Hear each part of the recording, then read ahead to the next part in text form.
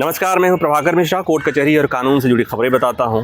आज की खबर ये है कि सुप्रीम कोर्ट ने सरकार के उस अधिसूचना पर स्टे लगा दिया है जिसमें फैक्ट चेक यूनिट, याद होगा कल ही अधिसूचना जारी हुई थी, जिसमें कहा गया था कि केंद्र सरकार के बारे में, योजनाओं के बारे में अगर कोई भी खबर आप सोशल मीडिया पर डालते हैं और ये पाया जाता है कि वो खबर गलत है, वो जानकारी गलत है, तो जो फैक्ट फाइंडिंग यूनिट होगी, फैक्ट चेकिंग यूनिट होगी, वो उस प्लेटफॉर्म को सूचित करेगी। और वो प्लेटफॉर्म मसलन जो सोशल मीडिया प्लेटफॉर्म है, यूट्यूब हो सकता है, ट्विटर हो सकता है, फेसबुक हो सकता है, इंस्टा हो सकता है, उसे कहा जाएगा कि इसे आप डिलीट कर दीजिए। और अगर वो प्लेटफॉर्म्स उसे डिलीट नहीं करेंगे तो उनके खिलाफ कार्रवाई होगी। यही प्रावधान है। तो ये अधिसूचना जारी हुई थी। उस अधिसूचना को सुप्रीम कोर्ट में चुनौती दी गई थी और सुप्रीम कोर्ट ने एक छोटी सी सुनवाई के बाद उस पर स्टे लगा दिया है। मतलब फ़िलहाल वो अधिसूचना पर कोर्ट ने रोक लगा दिया है। वजह समझ लीजिए, वजह ये है कि वो कानून जिसके तहत ये जो यूनिट है, जिस कानून के तहत ये बनाई गई है, वो कानून हाई कोर्ट में चैलेंज किया हुआ है और हाई कोर्ट में 2 जजों की राय में मतभेद हो गया था।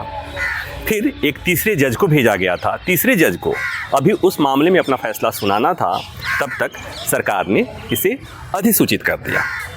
सुप्रीम कोर्ट ने ये कहा कि इस स्टेज पर हम इस मामले में, इस कानून के बारे में कुछ नहीं कह रहे हैं, हाई कोर्ट को करना है। और जब तक ये हाई कोर्ट तय नहीं करता, डिसाइड नहीं करता, उस कानून पर अपना फैसला नहीं देता, तब तक ये स्टे रहेगा।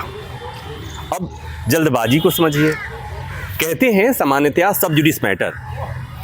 जब भी किसी मामले पर बात करिए और कहा जाता है, सुने होंगे, आप भी सुने होंगे, कि इस पर हम कुछ बोल नहीं सकते इसलिए कि मामला सब जुडिस है। यानी कि जब मामला अदालत में हो, लंबित हो, तो उस मामले में सरकार कोई कानून नहीं बना सकती, उसको लेकर कोई फैसला नहीं लिया जा सकता। लेकिन हाई कोर्ट में मामला उधर लंबित था, सरकार ने उसे अधिसूचित कर दिया और इसलिए सुप्रीम कोर्ट ने उस पर फिलहाल स्टे लगा दिया है। अब इस कानून के बारे में थोड़ा समझने की कोशिश करते हैं, इसलिए कि मैं जो कह रहा हूँ, जो बोल रहा हूँ, सोशल मीडिया पर आप मुझे सुन रहे हैं, देख रहे हैं। सोशल मीडिया आजकल, सोशल मीडिया ही सूचना का आधार है, वो भी तब जब आज मेन स्ट्रीम मीडिया पर ढेर सारे सवाल खड़े हो। तो हाल के दिनों में आपने देखा होगा कि प्रेस इन्फॉर्मेशन ब्यूरो, जो भारत सरकार का एक निकाय है, जो इंफॉर्मेशन एंड ब्रॉडकास्टिंग मिनिस्ट्री के तहत आता है, वो आपने देखा कि कोई खबर, कोई जानकारी सोशल मीडिया पर वायरल होती है जो सरकार से जुड़ी होती है, और फिर आपके सोशल मीडिया पर या सोशल मीडिया पर आपको दिखता है कि जिस पर PIB की तरफ से, प्रेस इन्फॉर्मेशन ब्यूरो की तरफ से कहा जाता है कि फैक्ट चेक और ये फेक न्यूज़। तो ये व्यवस्था अभी तक जो चल रही थी, ये व्यवस्था यूं ही थी, बिना कानून के चल रही थी। उसी को कानूनी चमा पहना दिया गया था और उसमें ये प्रावधान कर दिया गया था कि अगर सरकार, वो जो यूनिट होगी, वो यूनिट अगर पाती है कि ये फेक है खबर, तो वो संबंधित प्लेटफॉर्म को बताएगी और उसे डिलीट करना होगा, नहीं तो उसके खिलाफ कार्रवाई होगी। अब इसे कहा जा रहा है ये कि दरअसल एक तरह से सोशल मीडिया पर ये सेंसर का प्रयास है। कैसे प्रयास है कि मान लीजिए कि आपने कोई जानकारी या मैंने कोई जानकारी सोशल मीडिया पर लिखा, शेयर किया, सरकार के बारे में वो जानकारी है, और सरकार ने कह दिया कि ये जो जानकारी है वो गलत है, और जो सरकार ने कह दिया, वो जो फैक्ट चेकिंग यूनिट है, उसने कह दिया कि गलत है, तो गलत है। अब जिस चीज़ से सरकार असहज हो और वो यूनिट ने कह दिया कि ये गलत हो, तो सरकार जब चाहे तब उस सूचना को डाउन प्ले कर सकती है, सोशल मीडिया से हटा सकती है। सेंसर हुआ ना, मतलब जो चीज़ अप्रिय है वो गलत हो सकती है, इसकी संभावना, आशंका बनी रहेगी। नहीं तो जो विचार अभिव्यक्ति की स्वतंत्रता जहां पर दिया हुआ है संविधान में, अनुच्छेद 1A में 19(1)A, वहां पर आपको बोलने की आज़ादी है। उसी में 19(2) में वो सारे प्रावधान दिए गए हैं जहां पर ये एक लिमिटेशंस हैं कि आपको क्या क्या नहीं बोलने हैं। मसलन कोई भी भड़काऊ बात नहीं करनी है, कोई ऐसी बात नहीं करनी है कि जिससे कोई समाज में विद्वेष फैलता हो, कोई ऐसी बात नहीं करनी है जिससे आपके मित्र राष्ट्रों के से संबंध खराब हो रहे हों, और तमाम तरह की ऐसी चीज़ें। तो वो तो पहले से था, पहले से है, लेकिन ये जब बातें आ रही हैं तो इसे इस तरह से माना जा रहा है कि दरअसल सोशल मीडिया का इम्पैक्ट, प्रभाव लगातार बढ़ रहा है और इस पर काबू पाने के लिए इस तरह की व्यवस्था लाई जा रही है। मेन स्ट्रीम मीडिया में जो खबरें रुक जाती हैं, दब जाती हैं, या खबरें जो नहीं आ पाती हैं, तो आपने देखा होगा कि आपके फ़ोन पर, ट्विटर पर, फेसबुक पर, यूट्यूब में वो जानकारी आ जाती है जिससे कई बार सरकार असहज हो जाती है।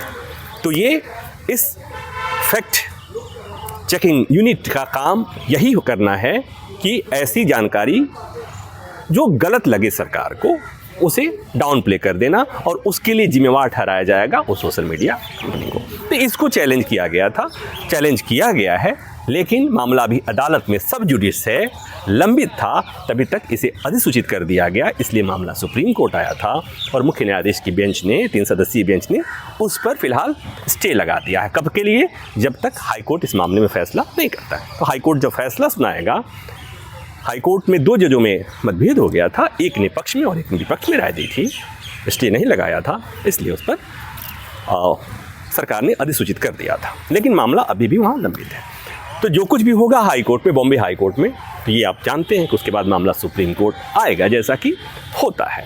लेकिन फिलहाल खबर यही है कि फिलहाल वो फैक्ट चेकिंग यूनिट की अधिसूचना पर सुप्रीम कोर्ट ने रोक लगा दी है। जो प्रेस और इंफॉर्मेशन ब्यूरो की वो जो टीम जो काम कर रही थी, जो इसके पहले आपके पास जिस तरह की सूचनाएं आती थी, आपने देखा होगा, वो सूचना आती रहेगी, इसलिए कि वो कानून के बाहर की चीज़ थी और उस पर कोई रोक नहीं लगी है। तो बस इतनी सी बात है। आने वाले में तैयार रहिए कि विचार और व्यक्ति की स्वतंत्रता पे पहले से कानून सम्मत, संविधान सम्मत रिस्ट्रिक्शंस लगे हुए थे। अब नई तरह के किंतु परंतु के साथ नई तरह के अवरोध पैदा किए जा रहे हैं, क्योंकि सोशल मीडिया के स्पीड बहुत है, पहुंच बहुत है, और ये कई बार सत्ता को और सरकार को परेशान करता है। तो फिलहाल आप निश्चिंत रहिए, लेकिन भविष्य को लेकर चिंता करिए, क्योंकि आने वाला समय बहुत अच्छा नहीं लग रहा है। वीडियो बना रहे थे अविनाश। उम्मीद है ये जानकारी आपको पसंद आई होगी। धन्यवाद।